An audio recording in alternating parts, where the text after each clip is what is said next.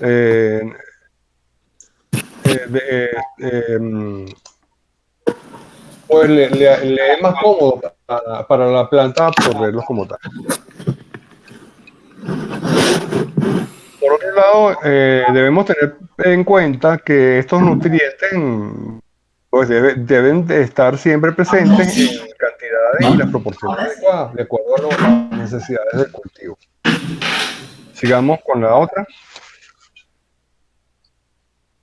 Ahora bien, ¿cómo determinamos la calidad de esos nutrientes? O cómo podemos determinar, cómo podemos evaluar la cantidad y la calidad de los nutrientes que hay en el suelo? Bueno,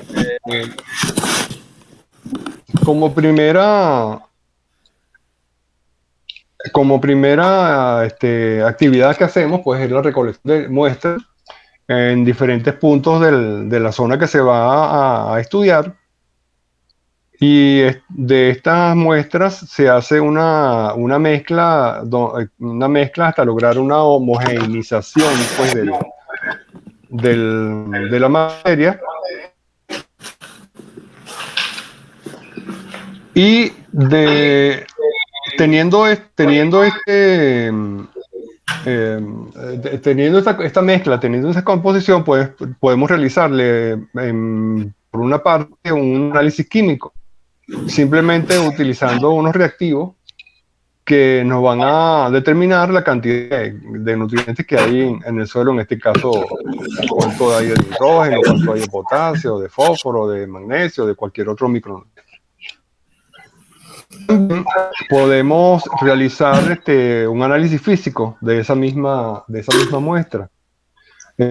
Ahí determinamos cómo es la textura del suelo, la capacidad de su retención de agua y otros parámetros que podemos analizar de ahí. Al interpretar estos resultados, se pueden obtener o se pueden, digamos, se realiza una comparación con las necesidades edafológicas de los cultivos que están determinados, ¿no? de acuerdo a la plantación.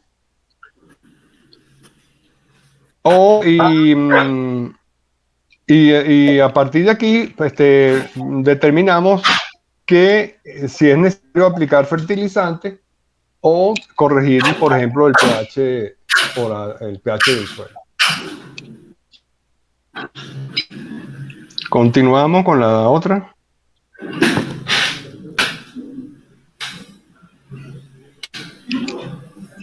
La siguiente lámina, por favor. Bien. La anterior. La anterior. La 15, por favor. Ok.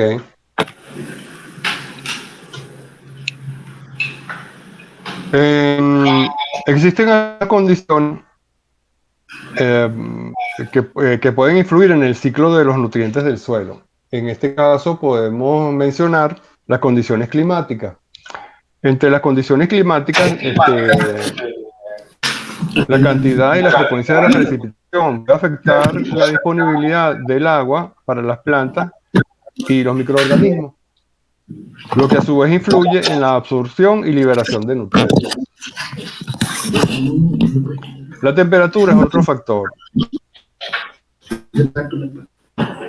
que puede afectar la velocidad a la que ocurren las relaciones químicas en el suelo, la deposición de materia orgánica y la liberación de esos nutrientes. Así también, la humedad del suelo puede influir en la actividad microbiana, que es importante para la descomposición de materia orgánica y la liberación de los nutrientes. Y por supuesto, la luz solar también es necesaria para que las plantas realicen la fotosíntesis, lo que les permite producir los carbohidratos, entre otros compuestos orgánicos necesarios para su crecimiento y el desarrollo. La siguiente, por favor. La siguiente, vamos atrás. Vamos a la número 18. Ok. En la exposición anterior, pues se habló algo de digamos, la calidad de la hojarasca. Este es otro de los elementos que afectan significativamente el ciclo de los nutrientes. La hojarasca es una fuente importante de nutrientes para el suelo, ya que contiene carbono, nitrógeno, fósforo, potasio y otros elementos esenciales en el crecimiento de la planta. Pero la calidad de la hojarasca se refiere a su composición química y física, que puede variar según la especie del árbol, de la vegetación, del, de hoja y las condiciones ambientales. La calidad de la hojarasca influye en su tasa de descomposición y en la liberación de nutrientes del suelo. Esto quiere decir que tienen una mayor cantidad de nitrógeno y otros nutrientes disponibles para los microorganismos que descomponen esta materia orgánica. De esta manera, a estos microorganismos estar, digamos, bien surtidos de esa materia que consumen, pues se acelera el proceso de la descomposición y liberan rápidamente esos nutrientes. Es decir, que cuanto mayor sea la cantidad de microorganismos presentes, y de acuerdo a su, digamos, su reproducción, de acuerdo a ese ambiente propicio, mayor será la tasa de descomposición y liberación de los nutrientes al suelo para la planta. Contrario sería si hay una disminución en la cantidad de los microorganismos, porque puede haber una acumulación de materia orgánica, muy bien, pero si esa materia orgánica no es de calidad, es posible que no se descomponga. Y puede haber una disminución en la disponibilidad, por supuesto, o por ende, de los nutrientes que se espera tener en el momento. Por otro lado, los microorganismos también pueden ayudar a fijar nitrógenos atmosféricos y convertirlos en formas utilizables para la planta. Bien, sigamos. La 19. Ya la puse. Ok.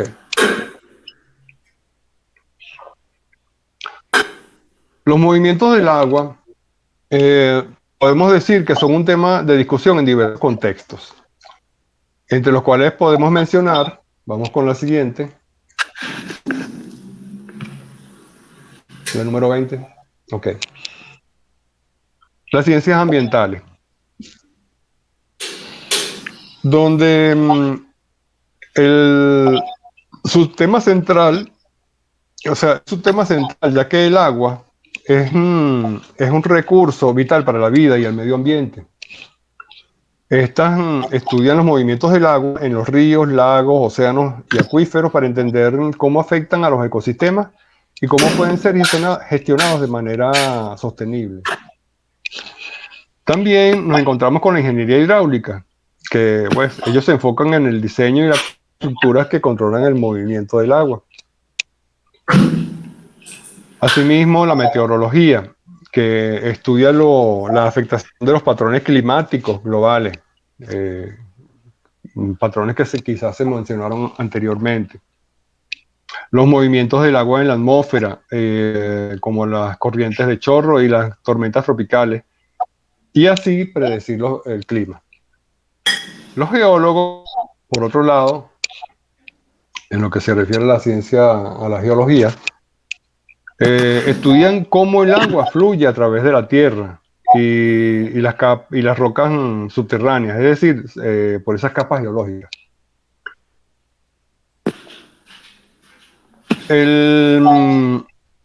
Para los agricultores o para la agricultura, pues el movimiento del agua es crucial, ya que es necesario para regar cultivos y mantener su crecimiento saludable. En este sentido, los agricultores deberían entender o deben entender cómo funciona el movimiento del agua en sus campos para asegurarse de que sus cultivos reciban suficiente agua sin desperdiciarla o causar daños en el medio ambiente. Vamos con la siguiente. Bien. Entrando más en lo que se refiere a los movimientos del agua, veamos cómo la atmósfera, para entender un poco de dónde encontramos el agua en nuestra atmósfera. Ok, ella está constituida por capas con diferentes características clasificadas según su perfil térmico, ¿verdad? Y son solo las tres más cercanas a la superficie donde se encuentra y se ha detectado la presencia de agua permanentemente. La primera capa, o la más lejana, es la mesósfera. Es la capa donde la temperatura es muy baja, por debajo de los menos de 85 grados centígrados, o sea, de los 85, ¿cómo decirlo? De menos 85 grados centígrados, o sea, un punto de congelación, bueno, brutal. Y aparte de eso es una capa seca donde se encuentran unas nubes compuestas de cristales de hielo. La otra capa, que ya se acerca un poco más a la superficie de la Tierra, se encuentra a una temperatura aproximada de 20 grados centígrados, donde se puede ubicar menos del 1% del agua del planeta. Y la última, que es la troposfera, que es digamos, la última capa, o la capa que está más a ras del suelo prácticamente. Ahí es donde se desarrolla el clima y la vida.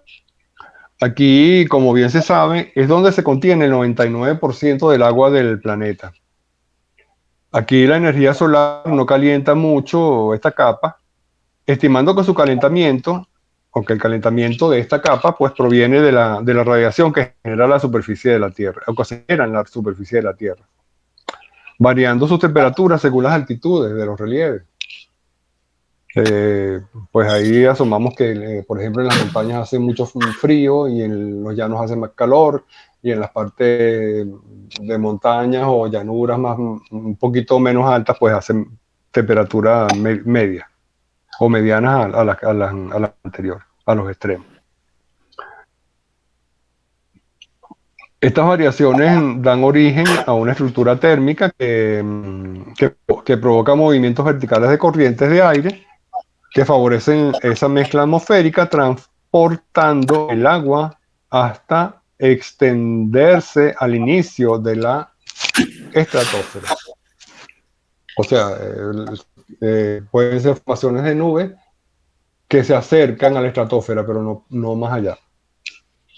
Vamos con la siguiente. Okay. Ahora bien, como ya vimos, uno de los ciclos biogeoquímicos, que el paso del elemento agua por los 4 grandes reservorios del sistema Tierra, como la atmósfera, como vemos ahí, la atmósfera, la hidrósfera, la litósfera y la biosfera.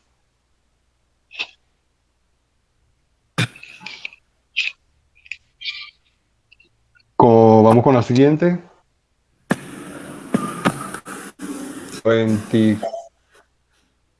23. Estamos con la 23, sí. Bien.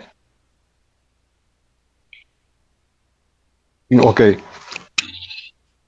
Nuestro clima, en última instancia, es un resultado de un equilibrio constante, reajustado entre el agua, la atmósfera, la energía solar y la energía terrestre.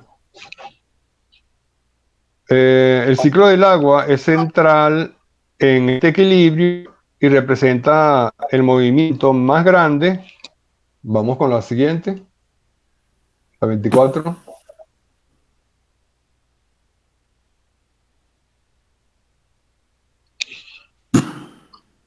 Ok, esto representa el movimiento más grande, digamos, de una sustancia química en la superficie de la Tierra. Y sus mecanismos básicos son bien conocidos, sobre todo los que se llevan a cabo en océanos y continentes. Continuamos con la 25.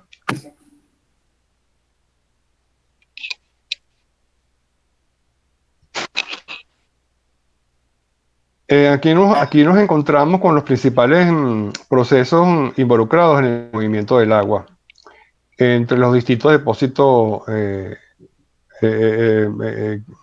agua, que entre los distintos depósitos son, por ejemplo, son la evaporación entre ellos, que lo tenemos bueno, vamos ahí si los pudiéramos identificar ahí.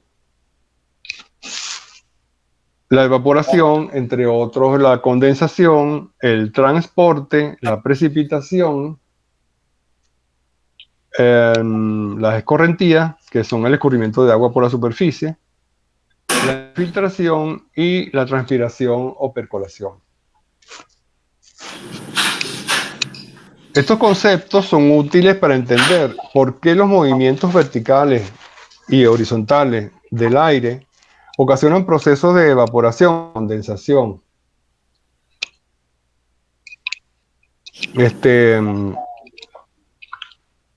Según sea el cambio de la temperatura, no solo de la superficie hacia la atmósfera, sino de la atmósfera misma. En el mar, la evaporación es mayor que las precipitaciones, mientras que en los continentes llueve más que de lo que se evapora.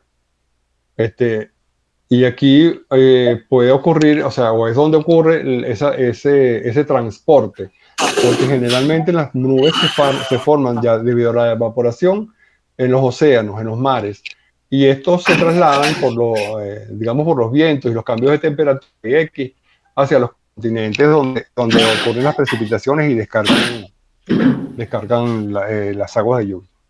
O de las diferentes formas que pueden ser la nieve o los granizos.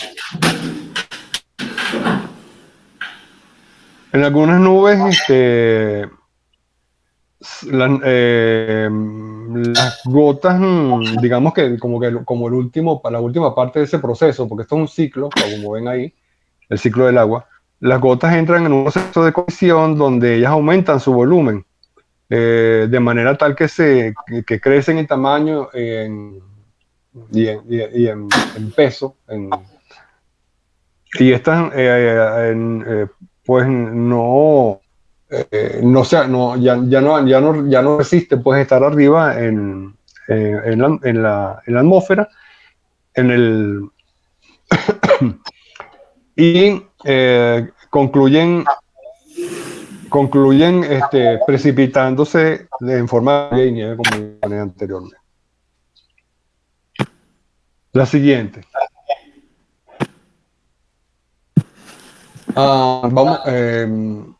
Bueno, mencionados los procesos anteriores, que evaporación, condensación, transporte, precipitación, eso lo podemos considerar los movimientos que están fuera del suelo, o sea, fuera del suelo, los movimientos del agua que sean fuera del suelo. Nos quedarían otros movimientos que son los movimientos del agua que digamos que se producen dentro del suelo, de la superficie. Y ellos son lo que podemos mencionar como la infiltración. ¿Ok? La infiltración es cuando el agua se introduce en el suelo atravesando su superficie. Esta infiltración puede dar paso a la percolación. Digo puede dar paso porque la infiltración puede estacionarse en mitad de las capas, de las capas del suelo. ¿Ok? De acuerdo a su granulometría, la cantidad de materia orgánica, la compactación, varias características.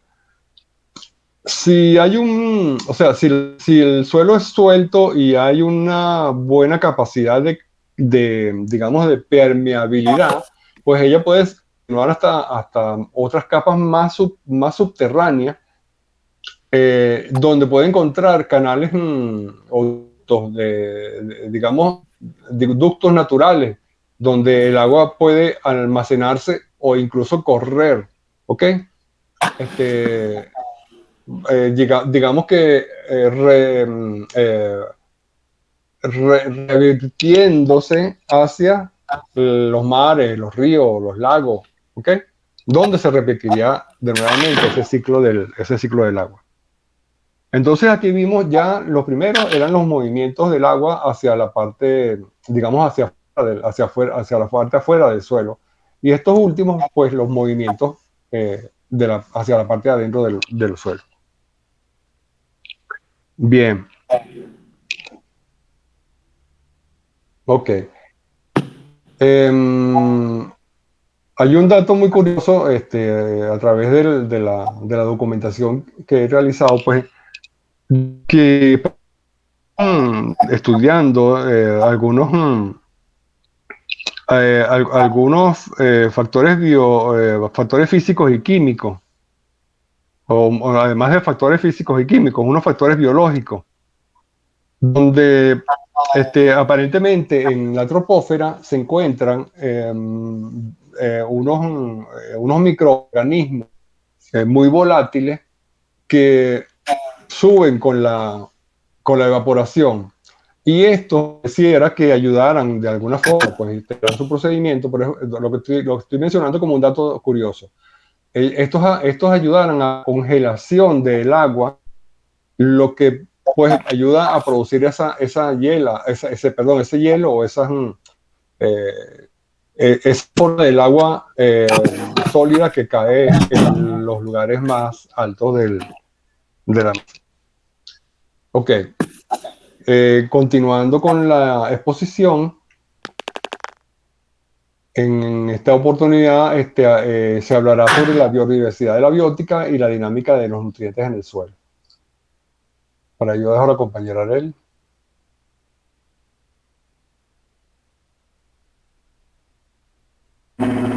Buenas tardes. Hola. Bueno, para darle continuidad, por favor, profesor, la próxima lámina. Para darle continuidad y hacer referencia a lo que refiere biodiversidad, es fundamental reconocer el papel importante que juega la biosfera en la corteza en la cual existe vida y seres vivos. De ciertas alturas de la atmósfera hasta lo más profundo del mar o de los océanos, juega un papel fundamental. A esa gran variedad de seres vivos que interactúan entre sí se le denomina biodiversidad. Ellos se caracterizan según sus especies, diversidad y ecosistemas. Como hemos conversado en otras actividades, cada uno de los ecosistemas tiene sus propias características según su ubicación geográfica y medio ambiente donde puedan habitar o convivir esa biodiversidad. Los ecosistemas, podemos hablar de ecosistemas acuáticos y ecosistemas terrestres, donde conviven los factores bióticos que forman unas grandes comunidades. Ellos dependen también de factores abióticos, donde deben existir un equilibrio ideal en el ambiente para garantizar esa gran biodiversidad en cada uno de los ecosistemas, donde interviene también o están presentes, lógicamente, lo que es la cadena trófica, y se produce ahí lo que nosotros conocemos como biocinosis en cada uno de los biotopos.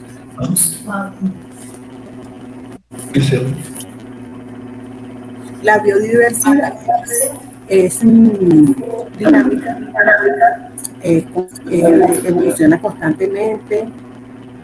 El equilibrio del ambiente es necesario para garantizar que exista esa variedad en la biodiversidad, ya que ella juega un papel muy importante en la naturaleza, como es la degradación de los desechos orgánicos, la formación de suelo, controla erosión,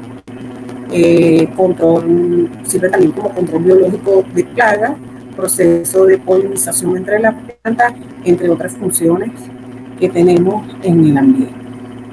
Un desequilibrio provocaría grande daño, interrumpe la forma de vida y los procesos o ciclos de la naturaleza, en el caso de que se llegara a ocasionar, o como hemos ido observando, a través de los impactos ambientales que se han provocado. En este sentido, se busca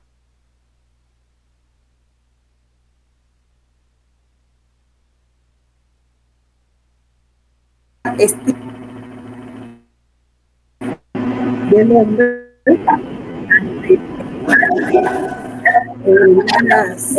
la parte agrícola, pecuaria.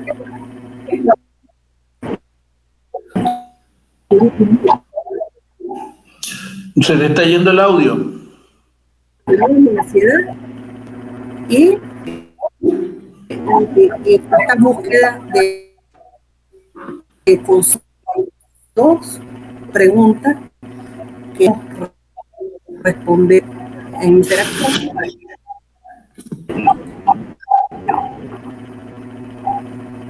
¿Aló? Sí. ¿Me escuchan? Sí, intermitentemente lo escuchamos. Ok. Ante esta posición y ante esa búsqueda de conciencia, de tanto de la parte educativa como el conocer, si muchas personas entienden la afectación que nosotros como seres humanos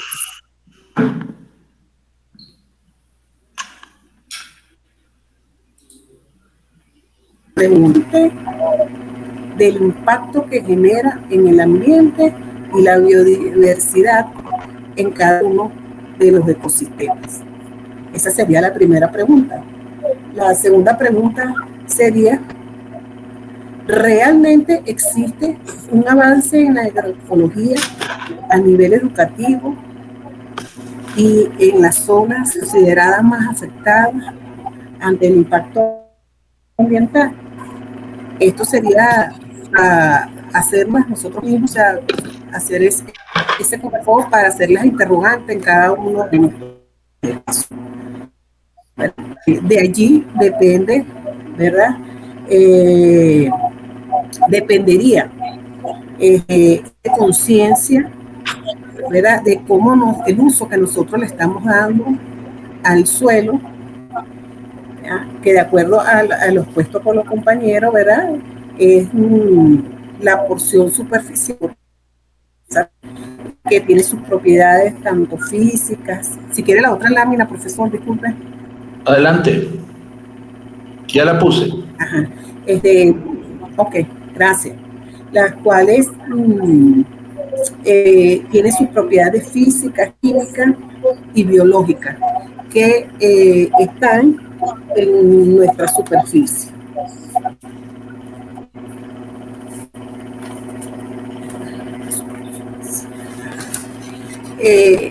Es fundamental tener en cuenta que existe, ¿verdad? En ese Existe en el subsuelo un gran mundo de interacción, como anteriormente explicaron los compañeros, y que las acciones para controlar, ¿verdad? Y darle utilidad, la mejor utilidad al suelo. Es que era la próxima. Ajá, ya va, profe, disculpe. Dar la mejor utilidad al suelo. Por favor, profesor, disculpe el anterior.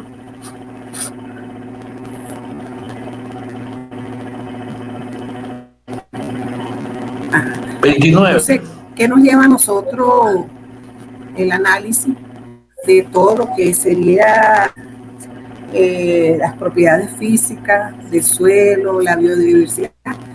Estaríamos también ante la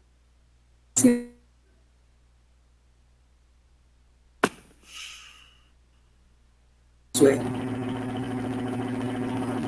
¿verdad? Y cuando hacemos referencia a lo que denominamos disponibilidad de nutrientes, esto se aplica a los minerales que están solubles en la solución de suelo y que deben ser absorbidos por las plantas.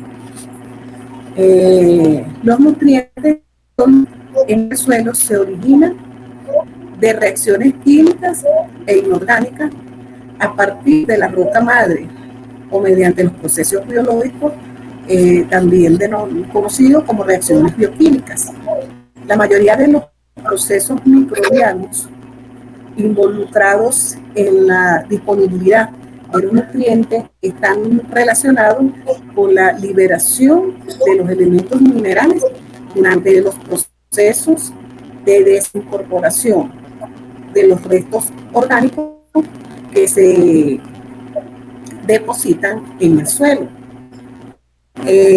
Muchas moléculas orgánicas poseen elementos minerales mayoritariamente potasio, entre otros podríamos nombrar, entre otros ejemplos podemos nombrar los ácidos nucleicos, vitaminas,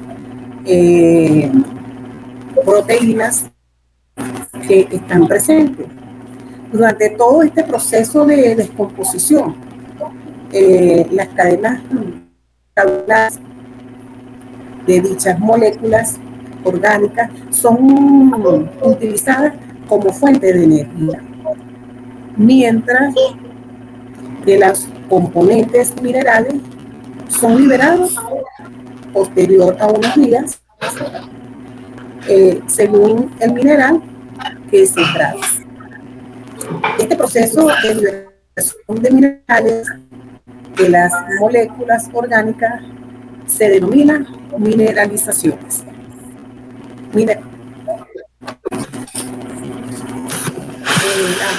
La próxima lámina, profesor.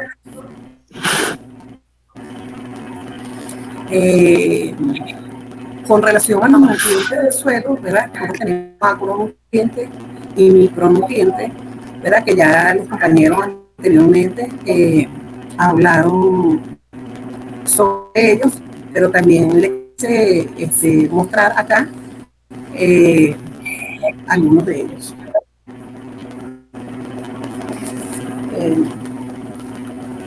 La próxima lámina, profesor.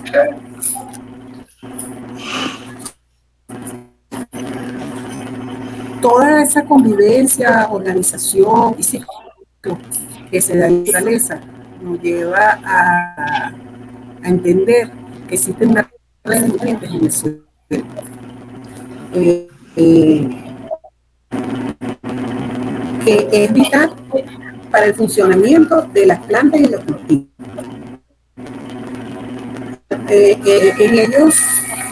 En ellos están presentes un gran número o variedades de especies, invertebrados, muchos de los insectos terrestres del mundo habitan en el suelo y gran parte o poca parte de su ciclo de vida viven en ellos. En los últimos años, tanto las universidades como instituciones gubernamentales han buscado la forma de investigar o hacer análisis sobre el suelo, buscando algunas soluciones o respuestas ante la situación que estamos viendo en el mundo actual y las problemáticas que han generado el uso y el abuso de algunos productos en el suelo. Ante esto, ellos buscan respuestas ante los cambios climáticos, respuestas para conocer los diferentes patógenos que afectan las plantas y en busca de una mayor forma o sistemas de producción. Estos son, vamos a decir, análisis que ante también ellos buscan respuesta ante diferentes aceleraciones, ¿verdad?, de los problemas que se están presentando y han insistido en hacer esa serie de análisis o estudios en campo. Ante esta parte que corresponde, que es la red de nutrientes en suelo, surgen preguntas más, ¿verdad?, que nos tendríamos que definir. Primero, ¿cuál es la función de la biota en el suelo? La segunda, contribuye a la red como estrategia para controlar el clima. ¿Qué se podría hacer para mantener la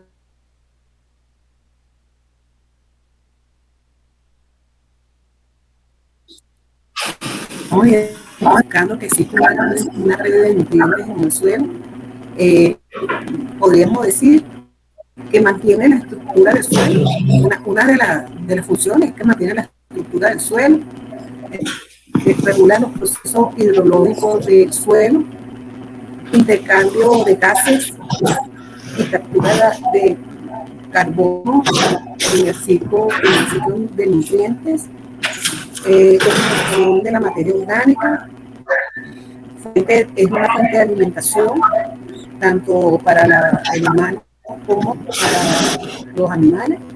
Existe una relación simbiótica con las plantas y sus raíces, ¿no? Eso sería varias de las funciones que tendríamos con relación a la biota. Y con relación a la segunda pregunta, que si contribuye la red de nutrientes del suelo, estrategia para controlar el clima. Sí. Ya que la vida microscópica que compone una red se alimenta del carbono. Un suelo fértil es el principal componente para eliminar o mitigar el exceso de carbono que existe en la atmósfera. Esa es la respuesta de la tercera. De la segunda pregunta. Con relación a la tercera, ¿qué se podría hacer para mantener la red de nutrientes en el suelo? Lo primero es tener la conciencia y conocer bien el funcionamiento del suelo. No trabajar con insumos químicos, pesticidas, fertilizantes. Se debe de controlar a nivel de cultivo, se debe trabajar técnicas que no dañen o hagan impacto ambiental, realizar lo que sería la rotación de cultivo. implementar coberturas verdes, entre otros, trabajar en rubros, en forestación productiva, en zonas, ¿verdad?, que aún no han sido impactadas o que han sido impactadas en algún momento por la práctica indebida en el área agrícola. Creo que de esta manera se estimula la conciencia de la parte educativa de cada una de las personas. Si nosotros ¿verdad?, llegar a cada uno de ellos. Esto, profesor, muchas gracias. Exposición, y esperamos preguntas. Sí. Bien, muchas gracias Arelis, Noeli y Carlos. Muchas gracias. Viene una etapa de discusión que también es evaluada, ¿no?, y está grabada, entonces vamos a ver pues las intenciones de cada quien. Quiero decir que estamos muy justos en el tiempo, entonces como esta es la primera experiencia, vamos a hacer la próxima vez. Ahora hicieron ustedes 32 láminas, yo también hice algo así, entonces vamos a bajar el número de láminas para llegar a la discusión, no tiene que pasarnos a las 5 de la tarde. Entonces yo voy a poner 25 láminas, ¿no? Vamos a probar con 25 láminas para el siguiente grupo, para ver si terminamos a las 5 y no a las 5:20 o 5:15 para terminar ahora. Bien, con respecto a la presentación de ustedes, me gustó que ustedes pusieron, en muchos casos, no en todos, pusieron de dónde habían tomado las láminas, ¿no? Eso es muy importante porque hay que respetar el que hizo la lámina, ¿no? El derecho del que hizo la lámina. Y una manera de hacerlo es reconociéndolo, ¿no?, poniéndolo quién la hizo. Lo otro que quería sugerir, no, ustedes no, porque ustedes estaban muy cerca del comienzo del curso, es que las fuentes sean fuentes académicas, ¿no?, en la medida de lo posible. Yo no digo que estas fuentes que ustedes usaron pues no se puedan usar, sino que hay que usar también fuentes académicas, ¿no? Entonces, por ejemplo, yo vi una que mi jardín desde cero y ese tipo de cosas, ¿no? Eso no, pues no da la impresión de seriedad académica. Entonces, en la medida de lo posible para los siguientes expositores, que utilicen fuentes de más peso, ¿no? De más peso. De todas maneras, la presentación estuvo muy bien y ahora vamos a pasar a la discusión, ¿no?, que estamos grabando, así que los que tienen que discutir. A mí me pareció muy, muy bien que ustedes han terminado con las preguntas, ¿no? Pero como vieron en el trabajo de los ganeses de Ghana, no, ellos hicieron sus preguntas. Todos los papers tienen preguntas y todas las investigaciones tienen preguntas en base a los problemas, ¿no? Entonces yo voy a tomar las preguntas que ustedes hicieron, ¿no?, que pusieron ahí al final, que me gustaría también esto lo hicieran los otros expositores, ¿no? Eso abre la discusión. Entonces, con respecto a la primera pregunta, ¿no?, ¿cuál es la función de la biota en el suelo? Entonces ahí Carlos creo que puso, y también alguien más, ¿no?, puso lo que tradicionalmente se hace en el análisis del suelo, ¿no?, que es un análisis químico y un análisis físico, ¿no? Entonces, hay una parte que ha tenido un crecimiento brutal, ¿no?, en los últimos 10 años, quizás 15, gracias a los procesos de secuenciación, ¿no?, que es la microbiología. Entonces ahí mencionó Carlos, creo que fue, ¿no?, un punto que a mí me hubiera gustado que él lo hubiera avanzado un poquito, pero hubiera tenido que buscar los papers que dicen eso, porque eso yo también leí de encima, ¿no? Yo no profundizaba en eso, porque no tengo tiempo para estudiar todo.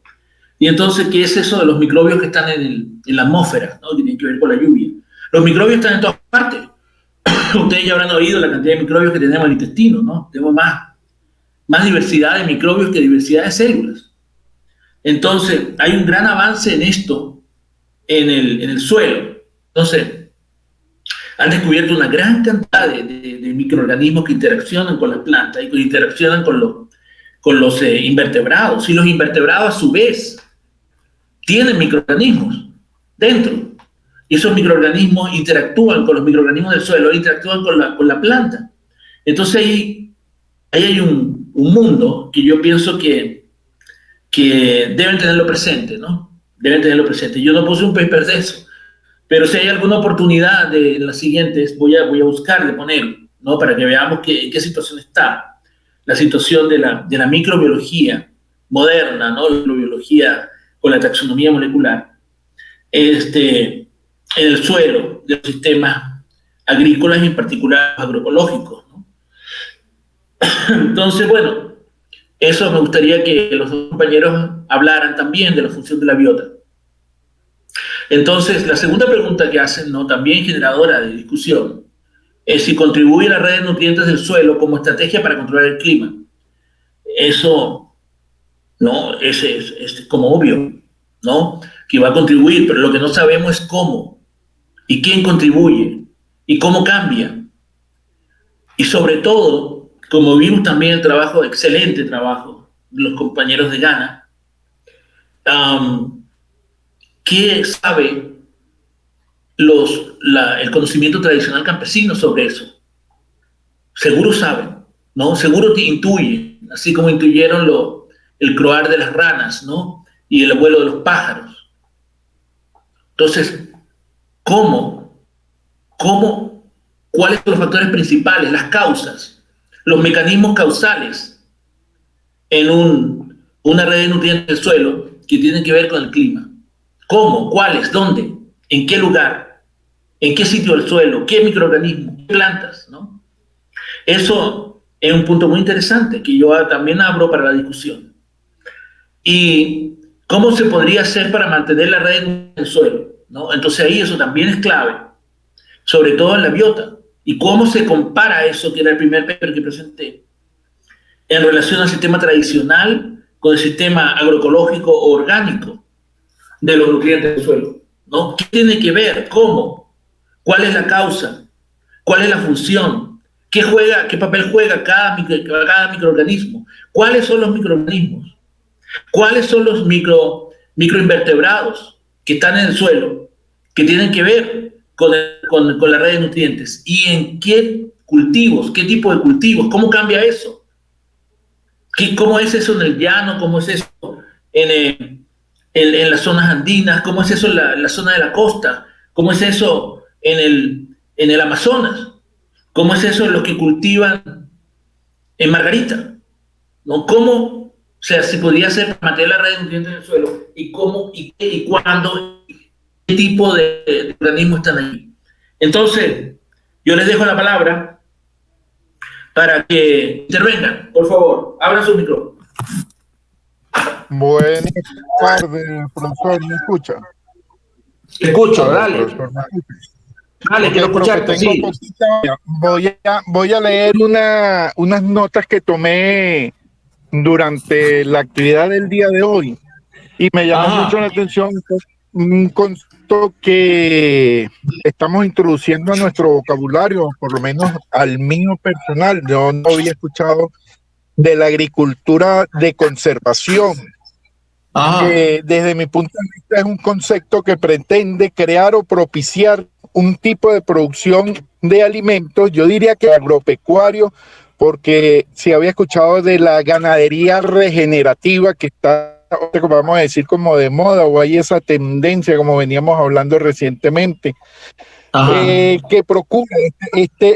procuramos un tipo de producción de alimentos que procura conservar toda la actividad natural de cada ecosistema, o en este caso agroecosistema. Debemos conocer el funcionamiento de todos los ciclos naturales que existen en cada ecosistema para así evitar la interferencia de la actividad productiva mismo. En la mayoría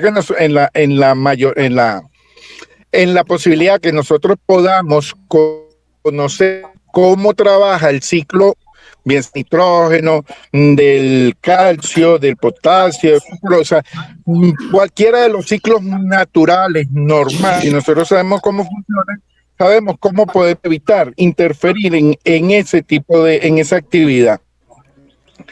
El carbono, el nitrógeno, el biológico, perfecto. En cuanto a los patrones de lluvia, bueno, es necesario conocerlos y eso lo va dando la estadística, y creo que existen las anotaciones previas para uno ahí, porque lamentablemente la misma crisis climática o la situación actual de clima ha hecho que esos patrones cambien. Es aún más ahora cuando aún más son importantes todo ese tipo de anotaciones y estadísticas, que son las que nos van a permitir predecir qué va a ser de nuestra siembra, de nuestro cultivo, de nuestras tierras, de nuestros campos. Por otro lado, estoy viendo por aquí los macroelementos y microelementos de los cuales hablaron nuestros compañeros, que todos estos elementos presentan una dinámica natural y constituyen nutrientes esenciales para el crecimiento de las plantas. Si nosotros afectamos esta dinámica, evidentemente es lo que ha venido sucediendo con la agricultura convencional. Claro, la primera vez que siembran, en el primer lote que siembran, nos dieron unos números, una producción espectacular, buenísimo. Meten el segundo lote, el tercer lote o el otro ciclo, ya para el cuarto, quinto ciclo, no sé exactamente en qué momento se comienzan a ver las deficiencias por el agotamiento de esos ciclos naturales, porque le estamos sacando, más no le estamos metiendo a esa dinámica, a esa actividad propia del suelo, la cual estamos interfiriendo por desconocimiento, porque simplemente la agricultura convencional es así. Tenemos que hacer así, asado. Tiene una receta que no ve para los lados, sino que lo que ve es la producción, y en lo que llegan al sexto ciclo, no, métele más urea, métele más fósforo, métele más, porque en la medida que necesites más, el proveedor se va a ver más beneficiado. No el agricultor ni la tierra, sino el proveedor de los productos. Las climáticas, vientos, lluvia, sol, temperatura, todos estos afectan la actividad propia de los ecosistemas e interfieren a favor o en contra de los mismos. El agua, bien sabido como elemento vital y fundamental de todo ecosistema, es importante conocer el ciclo y valorar el recurso agua, profesor. Actualmente, bueno, ya hay por ahí muchos comentarios de que próximas guerras mundiales no van a ser ni por petróleo, ni por oro, ni por dinero, sino por agua dulce. El clima es el resultado de un equilibrio entre ese ciclo natural entre las precipitaciones, la radiación solar, el efecto del sol, lo cual interviene directamente en la biodiversidad biótica, la cual es que está constituida por todos los seres vivos que se encuentran desde la tercera capa de la atmósfera, como decía nuestro compañero, hasta lo más profundo de los océanos, y no sé si será el segundo, el tercer estrato terrestre, porque incluso debajo de la tierra hay seres vivos que forman parte de toda esa biodiversidad biótica. En cuanto a las preguntas, profesor, que quedaron establecidas en la presentación, la función de la biota en el suelo, evidentemente mantener un equilibrio, decía la compañera, de la estructura, le da estructura al suelo y no sé qué, pero le da una actividad, le da vida, esos microorganismos que están en el suelo, constituidos por cualquier cantidad de vida, son los que le dan vida al suelo y son los que lo permiten recuperarse, y son los que lo permiten dar otro ciclo, y son los que le permiten darle nutrientes a las plantas. La red de nutrientes del suelo como estrategia para controlar el clima, por supuesto que sí. Si nosotros, creo que ya por ahí leí, hay ciertos países donde espacios desérticos lo han sembrado y han vuelto a hacer que llueva después de no sé cuántos años sin lluvia, y ha vuelto a llover gracias a esa vida que está resurgiendo el suelo y que evidentemente crea o propicia un ciclo vital natural que incorpora, por supuesto, al agua. ¿Qué se podría hacer para mantener la red de nutrientes en el suelo? Cambiar la mentalidad, profesor. Definitivamente, yo creo que lo más importante el reto más grande que tiene la agroecología como ciencia es lograr que la gente internalice el propósito ideal, el propósito perfecto, el propósito adecuado de la agroecología: producir nuestro alimento de una manera sustentable, que no interfiera con la actividad normal, natural, que se conserve, como dice el término que acabo de considerar, que yo lo considero nuevo, de la agricultura de conservación, que se conserve la vida natural de todo nuestro planeta. Profe, hasta ahí mi intervención y lo que yo pude, vamos a decir, excelente, Manuel. Día de hoy. Muchas gracias. Excelente, Manuel. Solo quisiera agregar a lo que tú dijiste, excelente, que hay que medir. No, lo que no se mide no existe. No, entonces nosotros necesitamos medir todo lo que es agua, microorganismos, clima, usar el conocimiento campesino y usar las técnicas modernas para medir en nuestros sistemas agroecológicos, para poder hablar con certeza acerca de nuestros agroecosistemas en Venezuela. Entonces, ¿alguna otra intervención, por favor? Profe. Ajá. Sí. Dale, Marisol. Bueno, profe, primero que nada, profe, quiero felicitar a los compañeros, ¿no? Para, asumir este reto, profe, porque yo creo que para todos los que vamos a empezar a hacer nuestros seminarios, es un reto, profe, un reto, porque al final del curso, pues, daremos las evaluaciones desde nuestras apreciaciones como participantes del curso, ¿no? Pero sí, profe, poder estar con usted en este seminario es un reto para nosotros, por la metodología, gracias, por la forma de una cosa, pero sí, profe, interesante lo que ponen los muchachos, los compañeros. De verdad nunca había tocado el término lo que era la parte de la hojarasca, ¿no? Y cómo me sí, llamó mucho la atención cómo los compañeros abordaban esto, ¿no? Y decían, explicaban cómo esa es la principal entrada de esos nutrientes en el suelo y cómo de este proceso sí, estaba condicionado, y usted lo acaba de explicar ahorita, profe, por esas condiciones climáticas, por la calidad también, como decía la compañera, de la hojarasca, y de algo importante, profe, que es determinante dentro del tema que usted es especialista, que son los microorganismos en el suelo. Acá yo creo que todos ya estamos claros que el papel de los microorganismos en el suelo pues son fundamentales en lo que es el impacto de los ecosistemas, ¿no? Debido, ya sabemos que son los responsables de degradar, los compañeros lo decían, de degradar esa hojarasca y realizar ese proceso en lo que era la mineralización e inmovilización de la microbia, ¿no? Cuando la compañera abordaba esta situación, profe, y los otros compañeros, yo reflexionaba sobre dos componentes. La que estaba relacionada a esa práctica, la agricultura convencional, donde desgraciadamente, el recurso suelo pues se utiliza como una mercancía, ¿no? Y no como un recurso del cual provee los alimentos y que es el que garantiza nuestra permanencia en el suelo, ¿no? En la tierra, ¿no?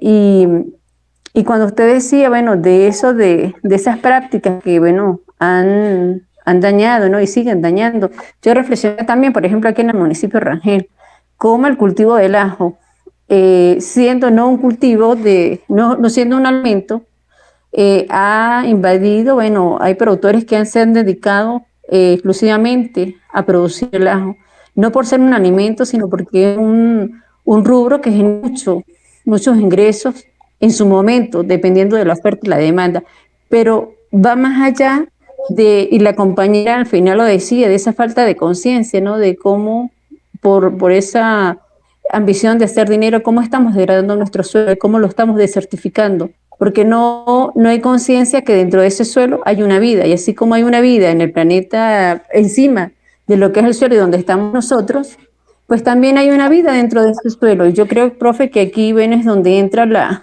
agroecología, con esas nuevas prácticas, bueno, a ver otra forma de producir los alimentos con más conciencia, con otra visión más de satisfacer una necesidad que de ver esa forma de producir como una mercancía. Profe, yo creo que la agroecología es la única vía para poder seguir produciendo, para poder seguir manteniendo nuestra permanencia como seres dentro de este planeta Tierra, profe. Eso es todo, profe. Gracias, Marisol, gracias. Excelente tu opinión. No, lo único que quiero decirte es que yo no soy especialista en microorganismos del suelo, ¿no? Pero yo hago lo siguiente para que ustedes también lo hagan. Cuando se pongan en el Google académico, no abran su extensión y todo el asunto, hay una función del Google académico que se llama alertas. Entonces puedes poner alertas, ¿no? Tú le puedes poner alertas, incluso, bueno, lo ponlo mejor en inglés, ¿no? Tú lo vas al Google Traductor y lo traduces. Microorganismos del suelo, ¿no? Entonces yo voy siguiendo, me llegan esas alertas, ¿no?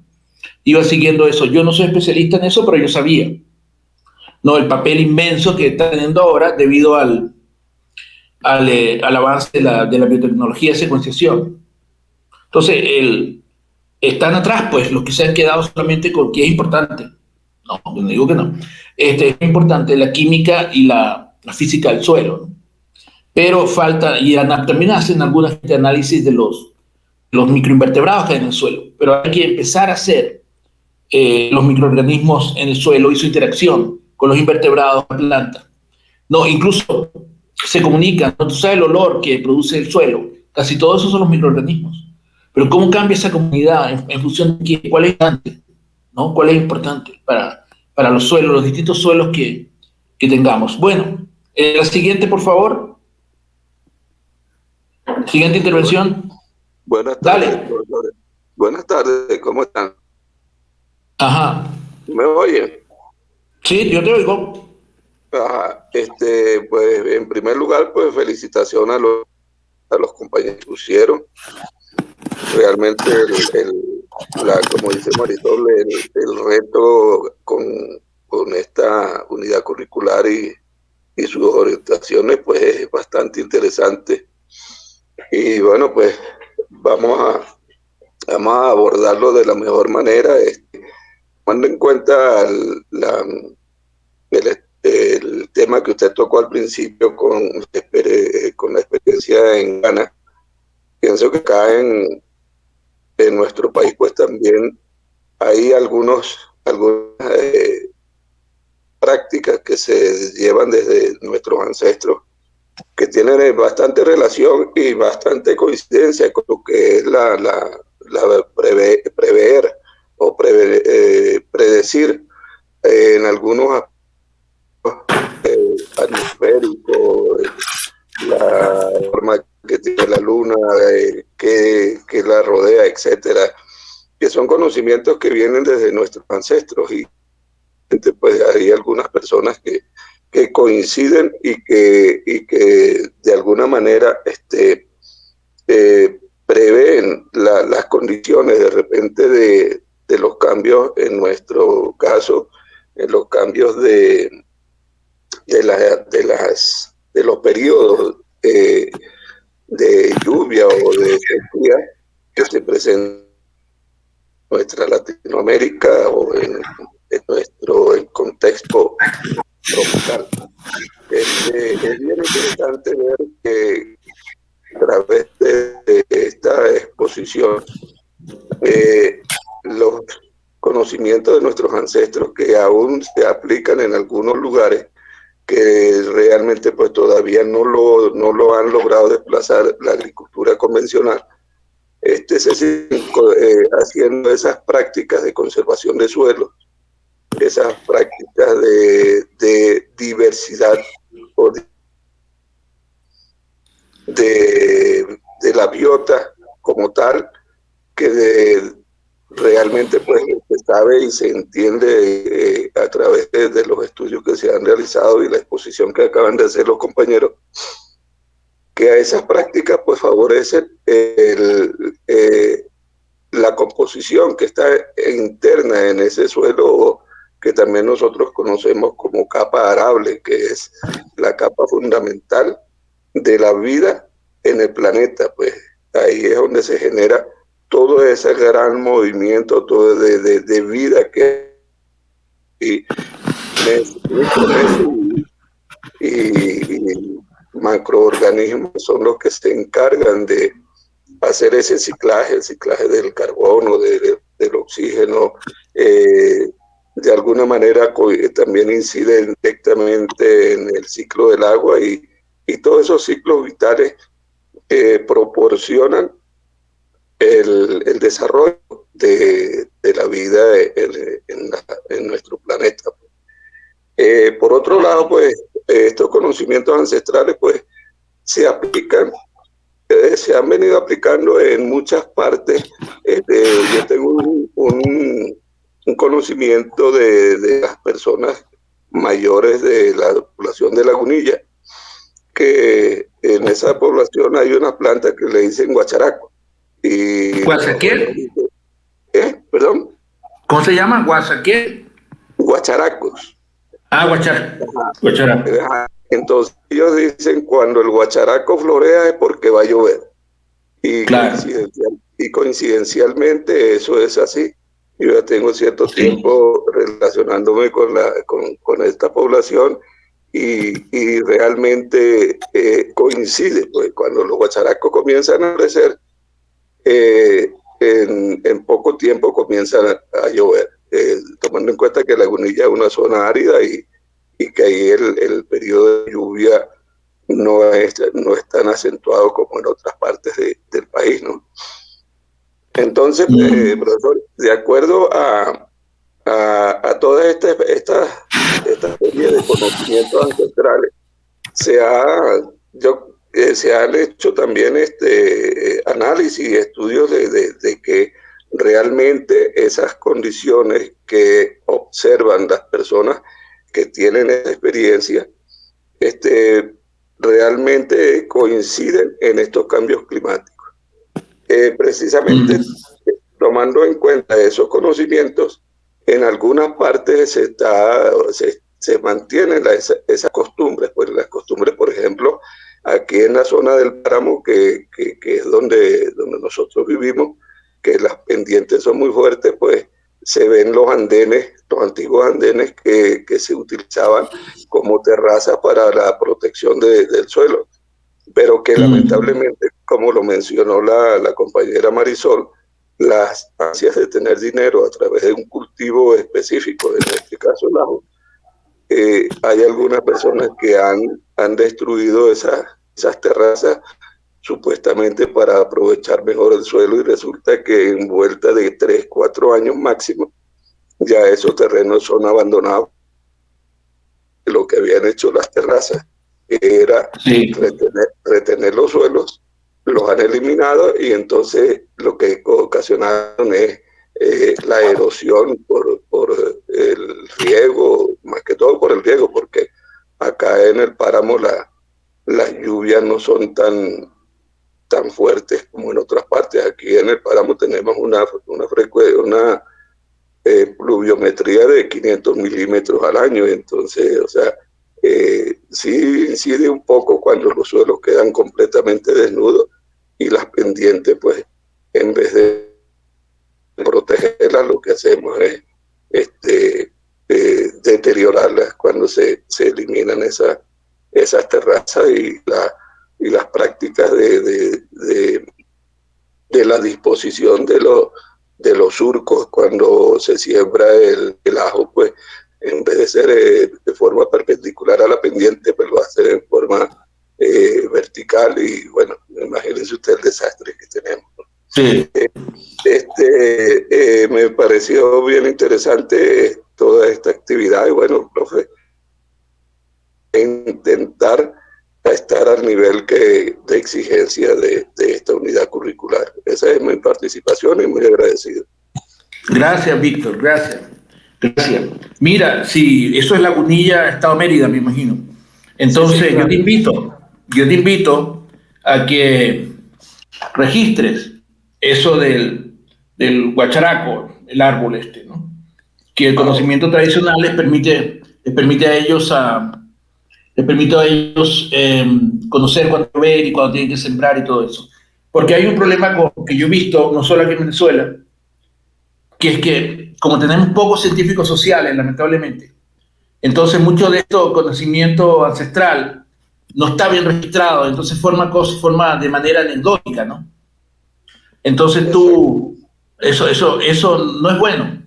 Es bueno que exista conocimiento, es bueno que lo conservemos, pero es mucho mejor si en lugar de ser anecdótico, que tú lo viste, tú lo registras, tú lo mides.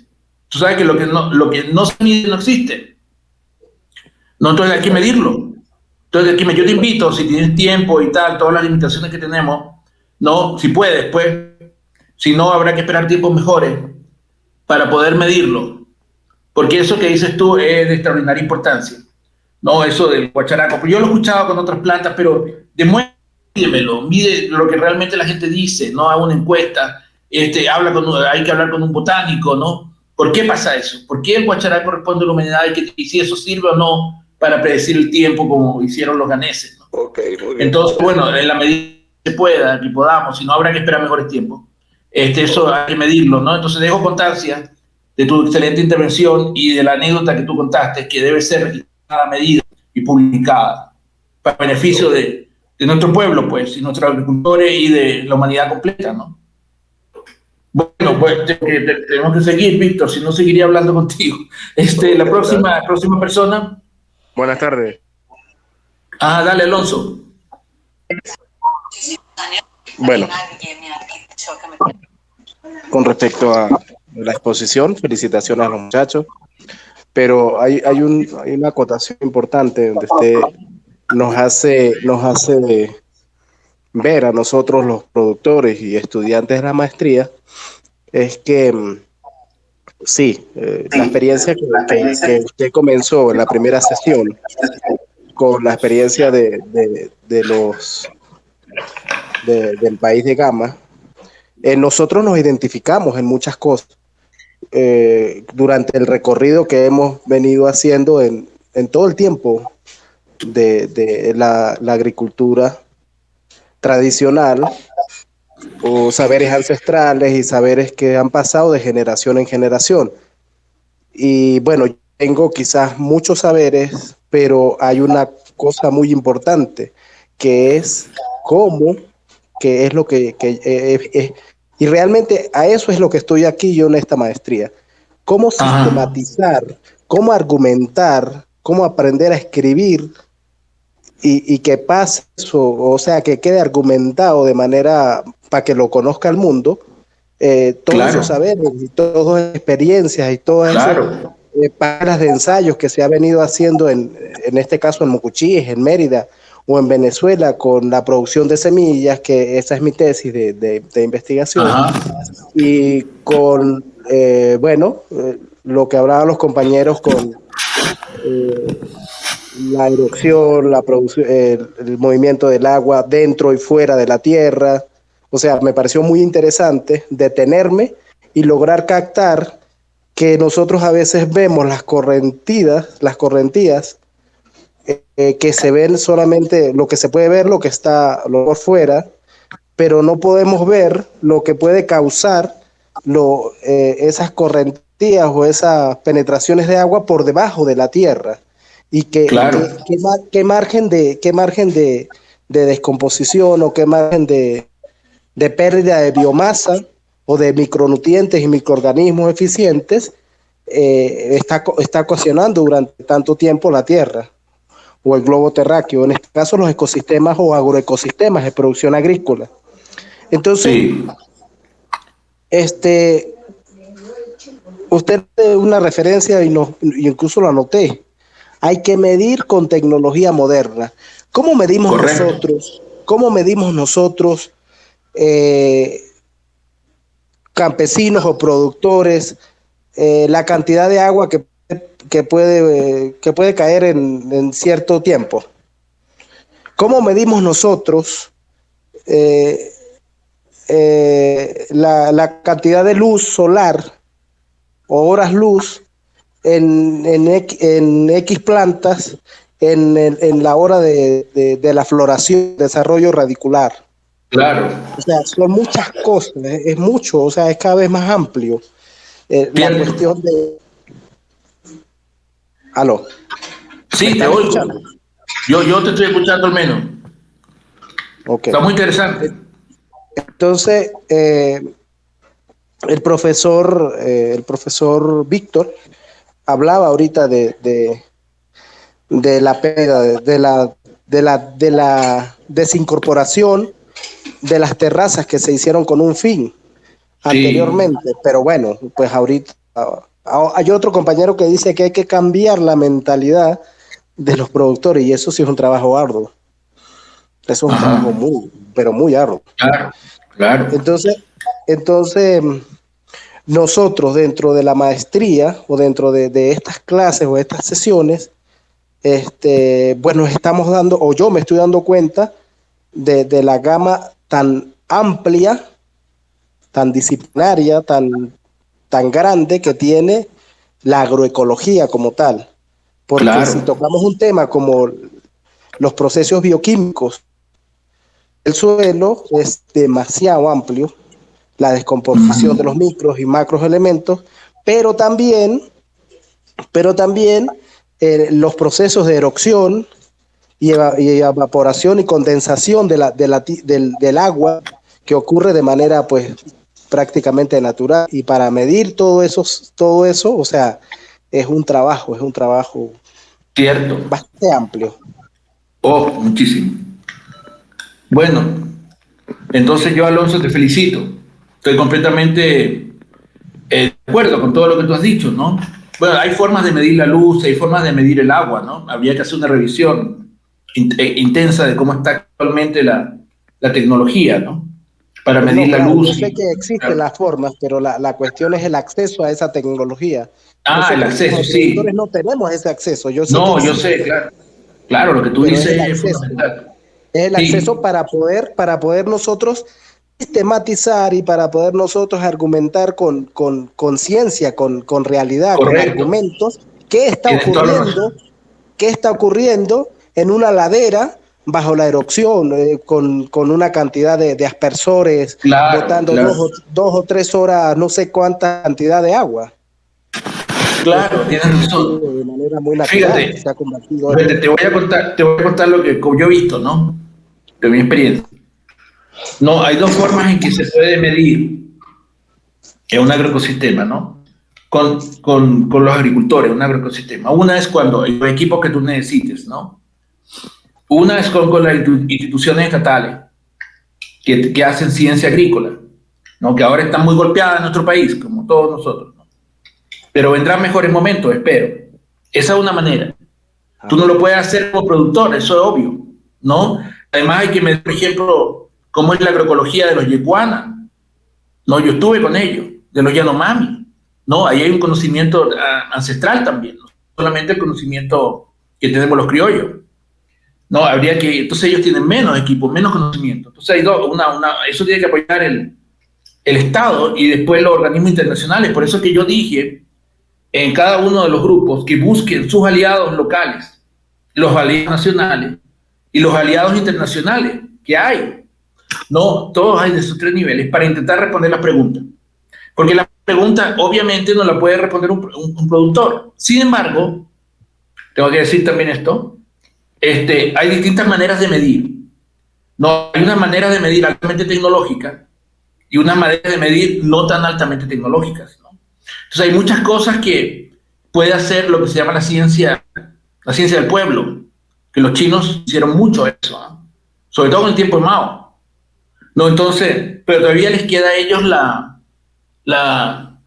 tradición de que ellos pueden generar conocimiento, que también aquí habla el Ministerio de eso, ¿no? El Ministerio de Ciencia y Tecnología, el pueblo puede generar conocimiento, el pueblo puede inventar, ¿no? Entonces tú, por ejemplo, hay maneras de medir la luz con la intensidad de luz, ¿no? Con unos aparatos relativamente económicos, claro, son caros todavía, ¿no? Porque estamos en una situación terrible, ¿no? Eso habría que cambiar esta situación terrible, porque esta situación terrible realmente nos está conduciendo a un atraso terrible, ¿ya? Pero suponiendo que salimos de este atraso terrible y estábamos como antes, entonces, evidentemente, el pueblo campesino puede medir. No, los Yanomami no, los Yeguana no, pero los productores de mucuchíes, los productores del Oriente, ¿no? Ellos pueden medir. Ahora, para tener alto nivel de desarrollo tecnológico en la medición, se requiere el organismo del Estado, ¿no? También hay organismos privados que en nuestro país no los hay, pero en otros países lo he visto, que también miden. Porque lo que no se mide no existe. No existe. Solo que hay a nivel anecdótico. Como lo de las terrazas que tú mencionaste una vez. Pero mídemelo, muéstramelo, escríbelo, redáctalo, que es muy importante, eso ustedes tienen que escribir. Y sobre todo, escribir con conocimiento profundo, científico, ¿no? Por eso es que hay que leer los papers y solucionamos el problema del inglés, ¿no?